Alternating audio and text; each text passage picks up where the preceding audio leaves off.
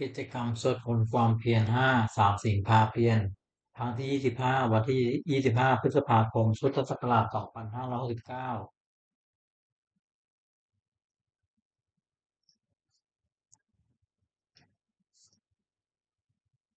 บัดนี้เป็นครั้งที่25ตรงกับวันที่25พฤษภาคมพุทธศักราช2569ข้าพเจ้านายสุวรรณจีรมกรเขาเป็นวาจาสาธยายพุทธมนต์และสาธยายธรรมถวายเป็นพุทธบูชาธรรมบูชาสังฆบูชาและเป็นอาจารยบูชาแด่องค์หลวงปู่ทวดและหลวงปู่ศิลาขอเทพเทวดาเจ้าทั้งหลายโปรดจงมาอนุโมทนาในการสวดสาธยายของข้าพเจ้านี้ขออนุภาพคุณพระรัตนตรัยครูบาอาจารย์และเทพเทวดาทั้งหลายโปรดจงบันดาลให้จิตของข้าพเจ้าเป็นสมาธิ อันควรแก่การสวดสาธยายมนต์ต่อไปอะระหังสัมมาสัมพุทโธภควาพุทธังภควันตังอภิวาเทมิสวากขาโตภควตาธัมโมธัมมังนัมสสามิสุปฏิปันโนภควโตสาวกสังโฆสังฆังนามามิบทสวดชุมนุมเทวดา สมันตาจักกวาเรสุอัตตราคัจฉันตุเทวตาสัทธัมมังมุนิราชสาสุนันตุสักขโมกตังสักเคกาเมจรูเปคิริสิกขารตเตจันตริเควิมาเนทีเปรัตเทจะคาเมตรุวนาคาเนเกอวัตตุมิเกเต อุมมาจยันตุเทวาชรธารวิสเมยกะกันตัมอนาคาติทันตาสันติเกยังมุนิวารวจนังสาตโวเมสุนันตุ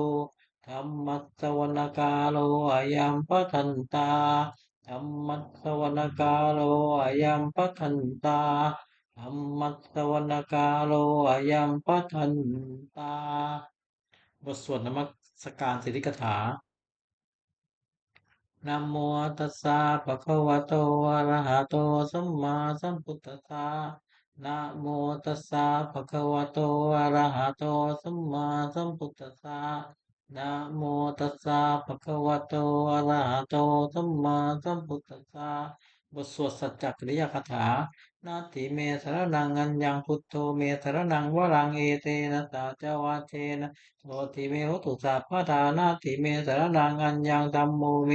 สารนังวรังเอเตนะสาจวาเทนะโสติเมวตุสัพพทานาติเมสารนังอัญญังสังโฆเมสารนังวรังเอเตนะสาจวาเชนะโสติเมวตุสัพพทา บทสวดมหาสมัยสูตรเอวัมเมสุตังเอกังธรรมยังภควาตาเกสุวิหารติกเปรวาตุสมิงมาวเนมหาตาภิกขุสังเคนะสัตติปัญจมาเตหิภิกขุสเตหิสัพเพเหวะอรหันเตหิตถะหิจโรกธาตุหิเทวตาเยปุยเยนะสันนิปติตาหนติภควันตังทัตตรายาภิกขุสังขันจะตะโกจตุนนสุทาวาสกายกานังเทวานัง เอตตะโหติยังโกภควาสักเกสุวิหารติกเปรวาตุสมิงมหาวเนมหาตาภิกขุสังเคนะสัตติปัญจมาเตหิภิกขุสเตหิสัพเพวะอรหันเตหิตถะหิจโลกธาตุหิเทวตาเยปุยเยนะสันนิปติตาโหติภควันตังทัตนายาภิกขุสังกันตยันนูนะมยัมปิเยนะภควาเตนุปสังกมยยามาอุปสังกมิตวาภควโต สันติเกปัจเจกขาถาภาสิยาวาเตระโคตาเทวตาสิยถาปีนามาภรวาบุริโสสัมมติตังวาปาหังสาเลยยปะตังวาปาหังตามิเชยเยวะเมวสุทาวาเตสุเทเวสุวันตะเรตาภควโตปุระโตปาตุระหังสุวัตโคตาเทวตาภควันตังอภิวาเตตวัยกมันตังหาตังตุเอกมันตังติตาโกเอกาเทวตาภควโตสันติเกบังคาถังอภาสิ มหาสัมมโยปวันตุสิงเทวกายาสัมมาคตาคตามไหมมังธรรมะสัมมยัญทังกิตาเยวะอปราติตสังขันติยะตะโกปราเทวตาภควโตสันติเกมังคาตังอภาติตันปิกโวสมาทังสุจิตตังอัตโนอุสิกรรมกังสุสารทิวเนตานิเหตวายินิยานิลักขันติปันทิตาติยะตะโกปราเทวตาภควโตสันติเกมังคาตังอภาติเจตวา ขีรังเจตวาปริยังอินทขีรังโอหัจจมเมชาเตจรันติสุทธาวิมาราตะกุมตะสุตันตาสุตุนาคาเตระโคปราเทวตาภควโตสันติเกบังคาสังกปาติเยเกติพุทธังสรณังคตาเตระเตกมิตตันเตปายภูมิปหายนะมานุสังเทหังเทวกายามปริภูเรสันติเตระโคภควาภิกขุอามันเตสิเยภุยเยนะภิกขเวตตโตโลกธาตุสุเทวตา สันนิปติตาโหนติตถาคตังทัศนายาภิกขุสังขันเยปิเตภิกขเวเอสุมติสมัชฌานังอนันโตสัมมาสัมพุทธาเตสัมปิปะคะวันตานังเอตาปรมาเยวเทวตาสันนิปติตา อเหสุงเสยยถาปิไมหังเอเตเยปิเตปิกเวปวิสันเตนาคตมัชฌานังนันโตสัมมาสัมพุทธาเตสัมปิปะคะวันตานังเอตาปรมาเยวเทวตาสันนิปติตาภวิสันติเสยยถาปิไมหังเอตริยาธิกิตสามิภิกขเวเทวกายานังนามานิกิตยิสสามิภิกขเวเทวกายานังนามานิเอติสสามิภิกขเวเทวกายานังนามานิตังสุนาสาสาตุกามนติกโรธาอาติตตามิเทวัมปันเตติโกเตปิกุภวะโตปัจจโสสุมมะคะวา เอตนะโวตสิโลกามนุสสัตสามิยตาภุมมาแล้วปิตายติตากิริกัปปะลังปะอิตัสสาตมัยตาภูตูติหาวสันลีนาโลมังสาปิสัมปุโนโอทาตะสาสุทธาอุตสันนมนาวิลาภุโยปัญจตเตตวามุนีกาปิโรเตโตอามันตยิตัตตาสัมปเกตัตตะเนรเตมเทวกายาภิกันตาเตวิชานาตาภิกขโวเตจาตะปะวะโลกุตวาปุตตะสาสนังเตสัมปานุยานังนุสาสนังอัปเพเกตัตตะมันตะกุงสัตถังอัตตาตะลิง ตังเอเกตัตถานังชาตมัตสุงอัปเปเกตันตมันตักขุงทัตตะปัตตาหุตันจัตตะปังอภิญญายวะกิรุเตกุวันโตมันตยิสัทธาสัมเกตัตเนนะเตเทวกายาอภิกันตาเตวิชานาตาภิกขโวเยวะกิตยิสามิจิราเอนุปปโสตัตตาตัตตาวยัคคะภูมิมากาปิโรตวัยติมันโตชุติมันโตวันวัตยาสตินุมรมานาอภิกามุปิกุนาสมิติมนัยจัตตายมุตตยัคคะนานันตวันโนอิติมันโตชุติมันโตวันวัตยาสตินุมรมานาอภิกามุปิกุนาสมิติมนัยจัตตาหิราติตัตตยัคคะนานันตวันโนอิติมันโต ชุติมันโตวานุมันโตยะสัจจิโนมนุมานาภิกขามุภิกขุนานุปิติมังอิเตเตโสละสาสัตตายะขานานาตวันโยอิติมันโตชุติมันโตวานุมันโตยะสัจจิโนมนุมานาภิกขามุภิกขุนานุปิติมังเวสันตาปัจจตายะขานานาตวันโยอิติมันโตชุติมันโตวานุมันโตยะสัจจิโนมนุมานาภิกขามุภิกขุนานุปิติมังคุมิโรนะหิโกสเวปุสสานิเวสนังปุโยนังสาตาสัตตังยะขานังวิปัสสติคุมิโรนะหิโกสปังคัตตมิติมังปุริมันติสังวาชาตตาระโตสัตติขันธปานังอธิปติมหาราชาตเจ้าปุตตะปิตตะภะวะ อินทนามามหาพระราชที่มันตุชิติมันโตวันวันโตจะตัดสินลงนมานาภิกขามุภิกขุนาสุตินังทักกินันจติสังวาจาวุโรตตะปาสาตติกัมมานานังอธิปติมหาราชาตเจ้าปุตตาปิตตาภาโวอินทนามามหาพระราชที่มันตุชิติมันโตวันวันโตจะตัดสินลงนมานาอภิกขามุภิกขุนาสุตินังปฏิมันจติสังวาจาวิรูปักโขปัสสัตตินาคานังอธิปติมหาราชาตเจ้าปุตตาปิตตาภาโวอินทนามามหาพระราชที่มันตุชิติมันโตวันวันโตจะตัดสินลงนมานาอภิกขามุภิกขุนาสุตินังอุตรันจติสังวาจาคุวิโรตปาสาตติยาคานัง อาทิปติวาระทายาตเถวปุตตาปิตัสสะพะโวยนะนามามาพระราชิมันโตชุติมันโตวันวัตโตยะติโนมนุมานาภิกขามุภิกขุนาสมตินัง ปุริมัติสังฆาตาลัทโธสกกิรินานุโกปจิเมนาวิรูปักโขกุเวโรตุลาสิตังจัตตาโลเตมหาราชาตมันตาจโรปิตาทัตถลมานาอัตังสุวรรณีกัปิโรเตเตตังมายาโลตัสสะอากุวันเจกันตถามายาสุเกตุเวเตตุวิภูจะวิภูโตสัจจโนกรรมเสโตสกินุมันทุนิมันทุเตปนาโจโอวันเจเทวสุโตเจมาเตริจิตตะเสโนเจกันทุโพนะโอราชานุโนโกอากูปัญจสิโกเจวันติมรุเตนะเอเตตันเจจราชาโนภะทัพพะทาราชุติโมรนาวนาอภิกามุปิกุนาสมิติงนังอัฏฐกูต นาภาษานาคาเวสาราธาตัจจกกัมภารัตราคูปายากาตายติปิยามุนาทัตตาลัทธาจากคูนาคาสัสสิโนเอราวันโนมานาโกโสปากาตมิติมนังเยนาคาราเทสาสารันติทิปาจิยาปักขีวิทุจตะคูเวหัสสะเตวันโนจะปัตตาจิตาสุปนัยติเตตนามังอภิญญาทานาคาราชานามาติสุปนโตเขวกาติบุตโตสานาหิวัชัยปัญญตานาคาสุปนาธรรมกังสุปุตตังจิตาวชิราเตนะสุสมุตังสุราติตาภัตโลวาสวเตเต इति मन्त्रयततिलोकरक्षामविकासुराधविगता पचित्ति सुचिति च महाराधोनमुखि साचितां च पुलिपुत्तानां सप्ते वेलोचनामकासन्न हितवापलिप्तेनां राहुपदुमक्कमुक्तामयोधानि पतन्ते भिक्खूनां समितिं आपयति वापदविते सोवायो तथा कमुवनुना वनुना เทวาโสโมจตสาสหาเมตตากรุณากาคายิกากูเทวาสติโนทาเสเตสัตตากายาสัพเพนันตวันโนอิทิมันตุจุติมันโตวันวันโตยะสติโนมนุมานาอภิกามุปิกุนาอุปติมังเวโตจะเทวาสารีจะอัสมาจะทูเวยมาจันตสุปนิสาเทวาจันมาคูปลกิตาจะสุปนิสาเทวาจันมาคูปลกิตานักขัตตานิปลกิตวาคูมันทวรากาวัสุตังวัตโวเตโตตักโกปะคะปุริตโตทาเสเตสัตตากายาสัพเพนันตวันโนอิทิมันตุจุติมันโตวันวันโตยะสติโนมนุมานาอภิกามุปิกุนาอุปติมัง อาถาภูตาภูเทวานวคิสิกานิวะอนิตกาเจโรจาจะอุมาปุปานิปัติโนวัตลุนาสาธรรมาจตุราจันเดกาสูเรสกาภูวาตวันนิโรตาเสเตสากายาตเป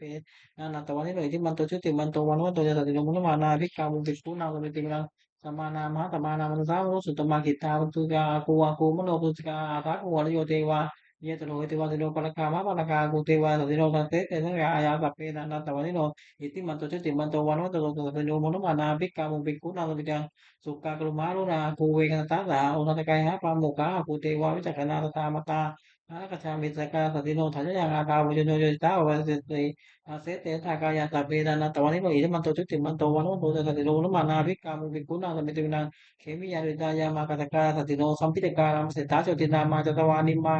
นาติโนอาโคทาคูบริมิตาทัสเสเตทากายาตาเปดานาตวันนิโนอิมันโตจุติมันโตวันโนโตสติโนนุมานา อภิกามุภิกขุนังสมิตินังสัพเทเตนะกายาสัพเพนันตวันนิโนนามันว่าเยนะอาคันจุงเยจันเยสัจจสหโภตติมัคคีรังโอคตินัมนันตวังตะเกโมกัตตังนาคังจันทังวาติตาติตังสุภมาปรมัตโตจักขุตตายที่มโตสาคันนุกุมารโรติโสตโสปาคัสสมิติมังสาสะพามโลกันนามะพามาติติตติอุปปันโนทิติบันโตวิมากายสุติโรทัสเสตาอิสราภูปเจกตวัตโนเตทันจามัสโตอาคาหานิโตปาริวาริโตเตสัสเพวิกันเตตินเตเวตปะมะเก มาเตนาภิกขามิปัตตะคาตามันทิยังเอตาคาตาปันธาลาเกนะปันธมัตตุโมตมันตาเปริวาเลตามาโวบุญจิตโกติตังอิติตตามะเสโลกันหาเตตังอเปติปานินันตระมหาจัตตังกตระเวระวังยะถาวุสโกเมโกนะยันโตสวิสุโกตัตตาโสปะเทราวติสังโฆโตนะโมเตตันจัตตะปังปิญญายะโอคิวนะจักขุมาตุโตวะมัตยิสัทธาตาวเกตัตตะเนรเตมาเตนาภิกขันตาเตวิจานาตภิกขโอเตจาตาตาปะมะกะลงสุตวาอุตตัสสะสัตตนังวิตราเกหิปักกามูเนสังโลมังปิจะอยู่สัพเพวิจิตรังกามา พยาติตายาสติโนโมสันติตาภูเตหิตาวกาเตชะเนตุตาสีบทสวดบูชาหลวงปู่ทวดนะโมโพธิสตโตคันติมายะอิติภควานะโมโพธิสตโตคันติมายะอิติภควานะโมโพธิสตโตคันติมายะอิติภควา นวโกวาทฉบับประชาชนสมเด็จพระมหาสมณเจ้ากรมพระยาวชิรยานวโรรสทำวิภาคทุกกะคือหมวดสองทำมีอุปการะมากสองอย่างหนึ่งสติความรู้ได้สองสัมปชัญญะความรู้ตัวทำเป็นโลกบาลคือคุ้มครองโลกสองอย่างหนึ่งฮิริความละอายแก่ใจสองโอตตปาความเกรงกลัวทำมันทำให้งามสองอย่างหนึ่งขันติความอดทนสองสุรจากความเสงี่ยมบุคคลหันได้ยากสองอย่างหนึ่งอุปการีบุคคลผู้ทำอุปการะก่อนสองกตัญญูกตเวทีบุคคลผู้รู้อุปการะ ภาระที่ท่านทำแล้วแล้วตอบแทนตีกาคือหมวดสามรัตนะสามอย่างพระพุทธหนึ่งพระธรรมหนึ่งพระสงฆ์หนึ่งท่านผู้สอนให้ประชุมชนประพฤติชอบด้วยวากายวาจาใจตามพระธรรมวินัยที่ท่านเรียกว่าพระพุทธศาสนาชื่อพระพุทธเจ้าสองพระธรรมวินัยเป็นที่เป็นคำสั่งสอนของท่านคือชื่อพระธรรม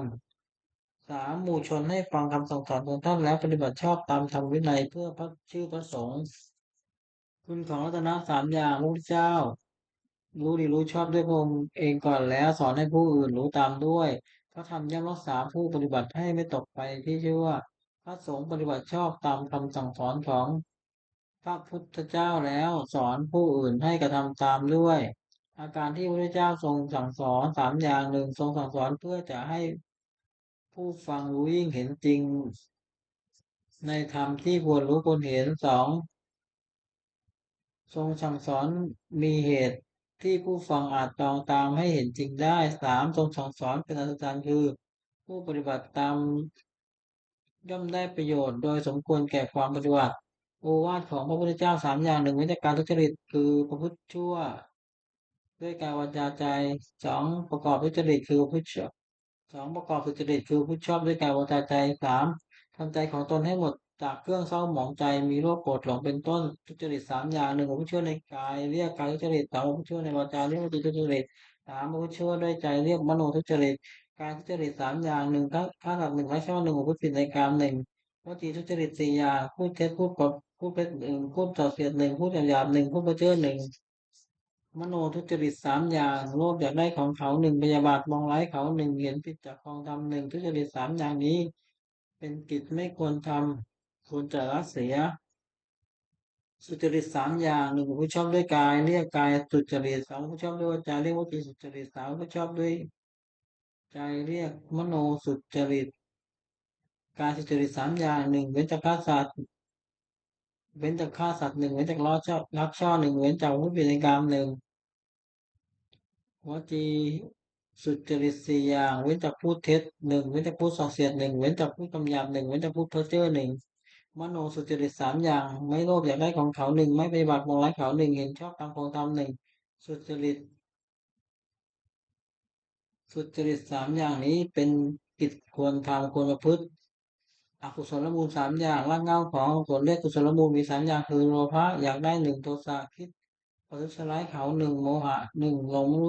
รู้จริงหนึ่งเมื่อกุศลมูลเหล่านี้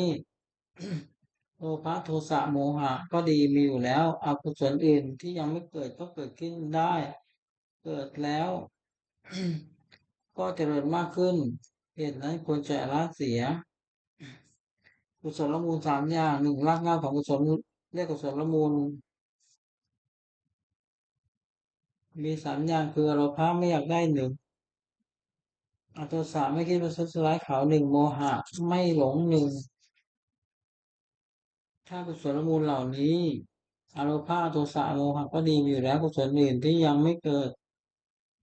ก็เกิดขึ้นที่เกิดแล้วก็เจริญมากขึ้นเหตุนั้นควรให้เกิดมีในสันดานสัพพุริสบัญญัติคือข้อที่สัตบุรุษตั้งไว้สามอย่างหนึ่งทานสละสิ่งของตนเพื่อประโยชน์แก่ผู้อื่นสามอัปปชฌาถือบวชเป็นอุบายเว้นจากการเบียดเบียนกันและกันสามมาตาปิตูปถัมภ์ปฏิบัติตามปฏิบัติบารดาบิดาของตนให้เป็นสุขอาปันนกปฏิปทาคือผู้คือปฏิบัติไม่ผิดสามอย่าง หนึ่งอินทรีย์สังวรสำรวมกายอินทรีย์หกคือตาหูจมูกลิ้นกายใจไม่ให้ยินดียินร้ายในเวลาเห็นรูปฟังเสียงลมกลิ่นลิ้มรสถูกต้องโผฏฐัพพะรู้ธรรมอารมณ์ด้วยใจสองโภชเนมตัญญุตารู้จักประมาณในการกินอาหารแต่พอสมควรไม่มากไม่น้อยชาคิยานุโยคประกอบด้วยความเพียรเพื่อจะเพื่อจะชำระใจให้หมดจดไม่เห็นแก่นอนมากนัก บุญกิริยาวัตถุสามอย่างหนึ่งสิ่งเป็นที่ตั้งแห่งการบำเพ็ญบุญเรียกบุญกิริยาวัตถุโดยย่อมมีสามอย่างหนึ่งทานามัยบุญสำเร็จโดยการบริจาคทานสองศีลไมัยบุญสำเร็จโดยการรักษาศีลสามภาวนามัยบุญสำเร็จโดยการเจริญภาวนาสามลักษณะสามอย่างลักษณะที่เหมาะสมลักษณะที่เสมอกันแก่สังขารทั้งปวงเรียกสามลักษณะไตรลักษณ์ก็เรียกแจกเป็นสามอย่างหนึ่งอนิจจตาความเป็นของไม่เที่ยงสองทุกขตาความเป็นทุกข์สามอนัตตาความเป็นของไม่ใช่ตน จตุกะคือหมวดสี่วุฒิคือทำเครื่องเจริญสี่อย่างหนึ่งสัพพุริสังเสวะครบท่านผู้ประพฤติชอบด้วยกายวาจาใจที่เรียกว่าสัตตบุรุษสองสัพพะสัทธรรมัสสวนะฟังธรรมคำสั่งของท่านด้วยเคารพสามโยนิโสมนสิการติตองให้รู้จากสิ่งดีหรือชั่วโดยอุบายที่ชอบห้าธรรมานุปปติ ประพฤติธรรมสมควรแก่กรรมประพฤติธรรมสมควรแก่ธรรมซึ่งได้ครองเห็นแล้วจักคือหมวดสี่ปฏิรูปเทศวาสาอยู่ในประเทศอันสมควรสองสัพปุริสูปัสสยะครบสัตบุรุษสามอัตตสัมมาปณิธิ ตั้งตนไว้ชอบสี่บุพเพกตปุญญาตาความเป็นผู้ได้ทำความดีไว้ในปางก่อนทำห้าอย่างนี้หลุดล้อลำไปสู่ความเจริญอคิติสี่หนึ่งลำเอียงเพราะรักใคร่การเรียกฉันทากติสองลำเอียงเพราะไม่ชอบการเรียกโทสาคติสามลำเอียงเพราะเขาเรียกโมหคติลำเอียงเพราะกลัวเรียกพยาคติอคติสี่ประการนี้ไม่ควรประพฤติ อันตรายของที่สุดสามเณรผู้บวชใหม่สี่อย่างหนึ่งอดทนต่อคำสั่งสอนไม่ได้คือแบ่ง คือเบื่อทำตามคำสั่งสอนแล้วขี้เกียจทำตามสองเป็นคนเห็นแก่ปากท้องทนความอดอยากไม่ได้สามเพลิดเพลินในกามคุณทะยานอยากได้สิ่งของยิ่งขึ้นไปสี่รักผู้หญิงที่สุดสามเณรผู้หวังความเจริญแก่ตนควรละไว้ควรระวังไว้อย่าให้อันตรายสี่ย่ำดีได้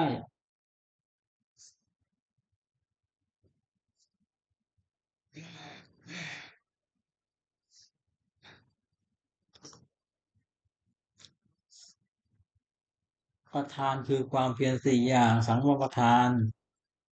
เพียรระวังไม่ให้บาปเกิดขึ้นในสันดานสองปหาประทานเพียรละบาปที่เกิดขึ้นแล้วสามภาวนาประทานเพียรให้กุศลเกิดขึ้นในสันดานสี่อนุรักษณาประทานเพียรรักษากุศลที่เกิดขึ้นแล้วไม่ให้เสื่อมความเพียรสี่อย่างนี้เป็นความเพียรชอบควรประกอบให้มีในตนอธิษฐานธรรมคือธรรมที่ควรตั้งไว้ในใจสี่อย่างหนึ่งปัญญาความรอบรู้สิ่งที่ควรรอบรู้สองปัญญาความจริงใจคือความสิ่งใดๆก็ได้จริงก็ให้ได้จริง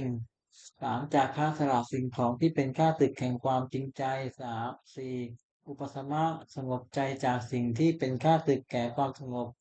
อิทธิบาทคือคุณคุณเครื่องให้สำเร็จความประสงค์สี่อย่างหนึ่งฉันทะพอใจรักใคร่สิ่งนั้นสองวิริยะเพียรประกอบสิ่งนั้นสามจิตตะเอาใจฝักใฝ่ในสิ่งนั้นไม่วางธุระสี่วิมังสามันติตามพิจารณาเหตุผลในสิ่งนั้น คุณสี่อย่างนี้มีบูรณ์แล้วอาจชักนำบุคคลให้ถึงที่ต้องประสงค์ไม่เหลือวิสัยความทะควรทำความไม่ประมาทในสี่สถานหนึ่งไม่ในการละกายทุจริตประกอบกายสุจริตสองในการละวจีทุจริตประกอบวจีสุจริตสามในการละมโนทุจริตประพฤติมโนสุจริตในสี่ในการละความเห็น ทำความเห็นให้ถูกอีกอย่างหนึ่งระวังใจไม่ให้กำหนัดในอารมณ์เป็นที่ตั้งแห่งความกำหนัดสองระวังใจไม่ให้ขัดเคืองในอารมณ์เป็นที่ตั้งแห่งความขัดเคืองสามระวังใจไม่ให้หลงไปในอารมณ์เป็นที่ตั้งแห่งความหลงสี่ระวังใจไม่ให้มัวเมาในอารมณ์เป็นที่ตั้งแห่งความมัวเมาปาริสุทธิศีลสี่หนึ่งปฏิโมกข์สังวรทั้งรวมในพระปฏิโมกข์เว้นข้อที่พระเจ้าห้ามทำตามข้อที่พระเจ้าทรงอนุญาตสองอินทรียสังวร สำรวมอินทรีย์หกคือตาหูจมูกลิ้นกายใจไม่ยินดีร้ายเวลาเห็นรูปฟังเสียงดมกลิ่นลิ้มรสถูกต้องโผฏฐัพพะเป็นต้น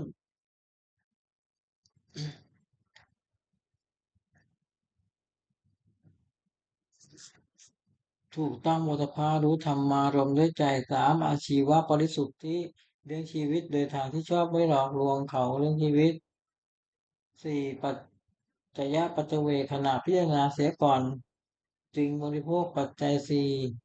คือจีวรบิณฑบาตเสนาสนะและเภสัช ไม่บริโภคด้วยตัณหาอารักขากรรมฐานสี่หนึ่งพุทธานุสติระลึกถึงคุณของพระพุทธเจ้าที่มีในพระองค์และทรงเกื้อกูลแก่ผู้อื่นสองเมตตาแผ่ไมตรีจิตคิดจะให้สัตว์ทั้งหมดทั้งปวงสุขทั่วหน้า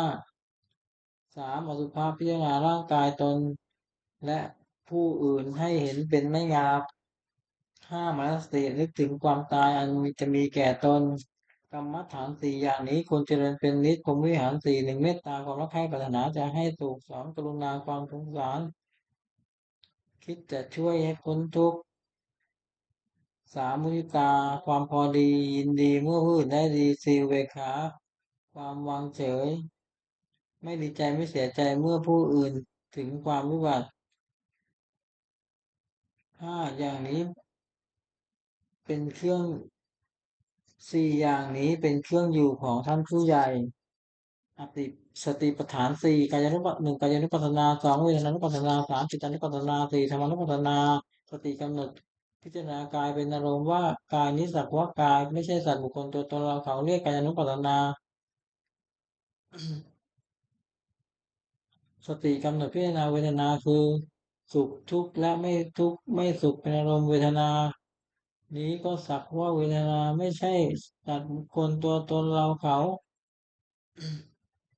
เรียกเวทนานุปัสสนาสติกำหนดพิจารณาใจที่เศร้าหมองหรือผ่องแผ้วเป็นอารมณ์ว่า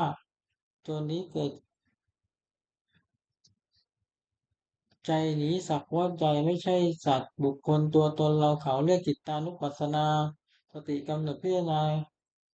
ธรรมที่เป็นกุศลหรืออกุศลที่บังเกิดกับใจเป็นอารมณ์ว่าเอาธรรมนี้ก็จักว่าธรรม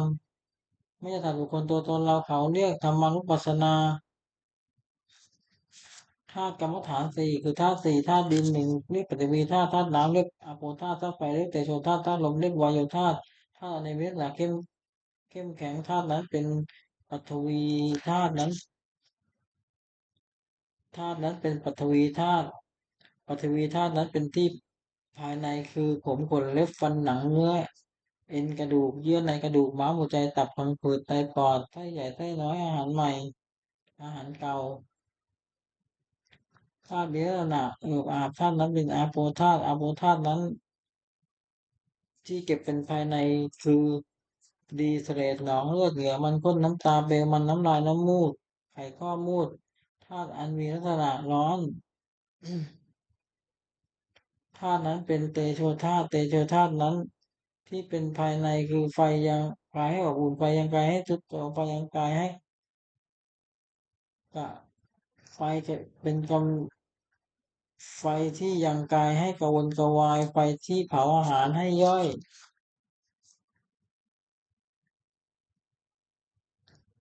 ธาตุอันมีลักษณะพัดไปพัดมาธาตุนั้นเป็นวายโยธาตุวายโยธาตุนั้นที่เป็นภายในคือลมพัดขึ้นเบื้องบนลมพัดลมเบื้องต่ำลมในท้องลมในไส้ลมพัดไปตามตัวลมหายใจความกำหนดพิจารณากายนี้ให้เห็นว่าเป็นแต่เพียงธาตุสี่ดินน้ำไฟลมประชุมกันอยู่ไม่ใช่เราไม่ใช่ของเราเรียกว่าธาตุกรรมฐาน หนึ่งทุกข์สองสมุทัยความคือเหตุให้ทุกข์เกิดสาม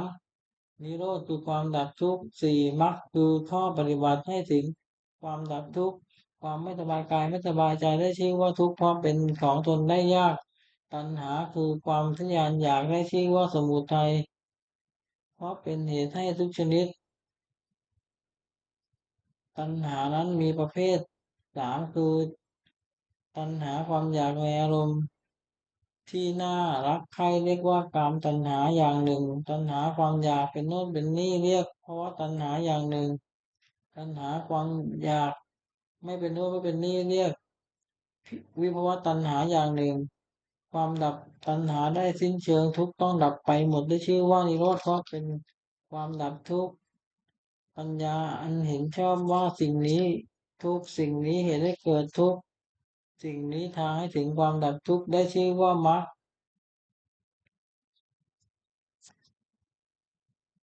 เพราะเป็นข้อปฏิบัติให้ถึงความดับทุกข์มรรคนั้นมีเพียง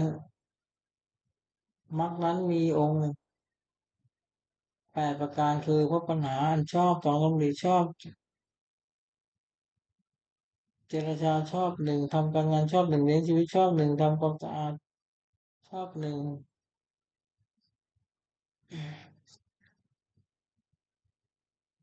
มรรคมีองค์8 ประการคือปัญญาอย่างชอบหนึ่งดำริชอบหนึ่งเจรจาชอบหนึ่ง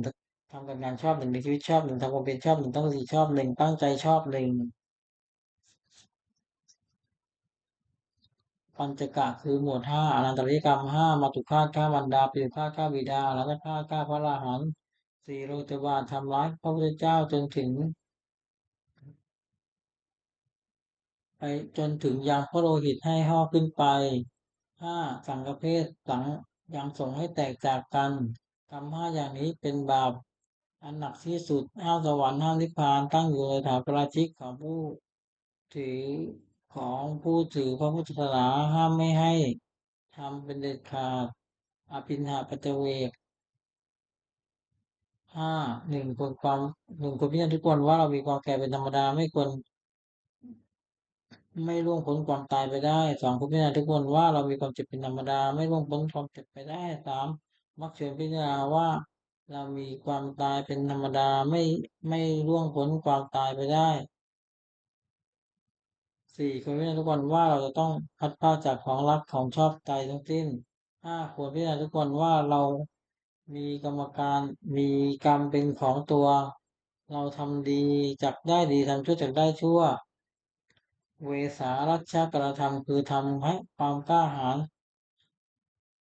5 อย่าง1ศรัทธาความเชื่อในสิ่งที่ควรเชื่อ2 ศีลรักษาศีลเก่าใจให้เรียบร้อย3พระสัจจะความเป็นผู้ศึกษามาก4วิรารัมภะปรารถนาความเพียร5ปัญญารอบรู้สิ่งที่ควรรู้องค์แห่งภิกษุใหม่5 อย่าง1สำร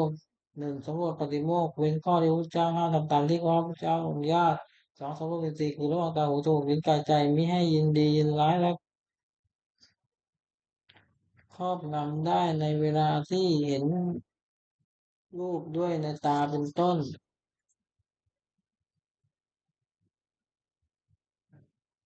ความเป็นคนไม่เอกระเกหาอยู่ในเสนาสนะสงัดมีความเห็นชอบภิกษุใหม่ควรตั้งอยู่ในธรรม5 อย่าง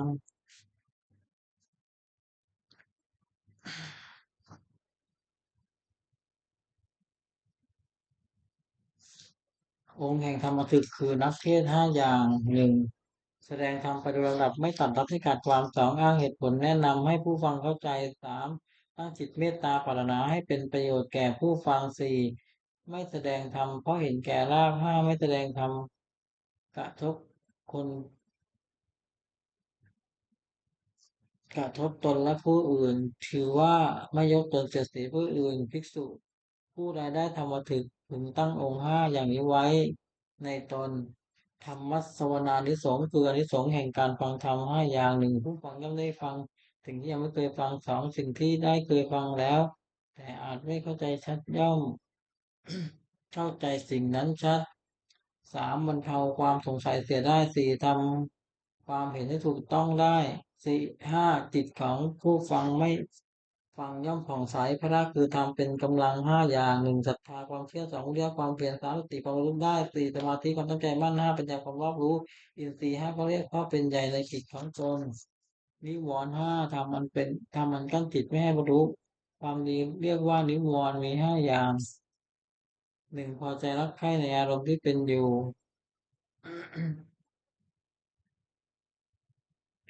พอใจรักใคร่ในอารมณ์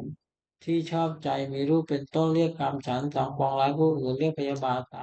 ความที่จิตหดหู่และเคลิบเคลิ้มเรียกสีไม่ทัสี่ฟุ้งซ่านและรำคาญเรียกอุทธัจจจุกุจจะลังเลไม่ตกลงเรียกวิจิกิจฉา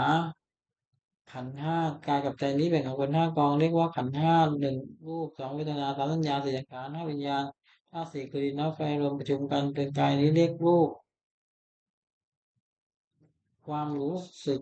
อารมณ์ว่าเป็นสุขคือสบายกายสบายใจไม่สบายกายสบายใจเป็นหรือเป็นทุกข์หรือไม่สบายกายไม่สบายใจหรือเฉยๆคือไม่ทุกข์ไม่สุข เรียกว่าเวทนาความจำได้หมายรู้คือรูปเสียงกลิ่นรสโผฏฐัพพะอารมณ์ที่เกิดขึ้นกับใจเรียกว่าสัญญาเจตสิกธรรมคืออารมณ์ที่เกิดขึ้นกับใจเป็นส่วนดีเรียกกุศลเป็นส่วนชั่วเรียกอกุศลเป็นส่วนกลางๆไม่ดีไม่ชั่วเรียกอัพยากิตตะครับอัพอัพยากิตตะเรียกว่าสังขารความรู้อารมณ์ในส่วน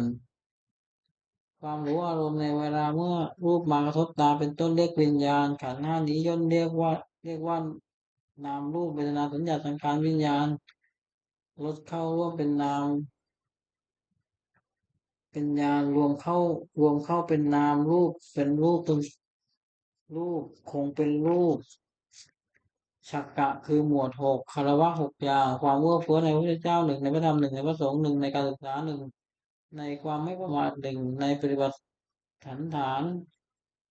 คือต้อนรับปราศัยภิกษุควรคารวะ6 ประการนี้